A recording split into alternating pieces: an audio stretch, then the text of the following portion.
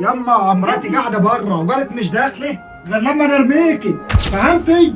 انا لازم نرميكي بره. اسماء قاعده كده ليه؟ ما انا مش داخله البيت تاني.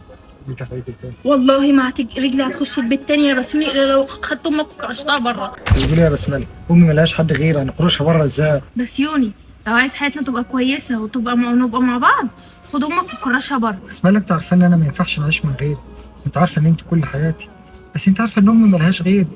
طب بصي اصبري بس شهر ولا حاجه وانا ممكن اشوف لها دار مسنين ونرميها فيه. ولا يوم ولا دقيقه امك هتقعد في البيت. امك لو قعدت يا بسوني والله ما انا قاعده واخد بعض يوم. شو اديك انت شفت انا قاعده فين اهو.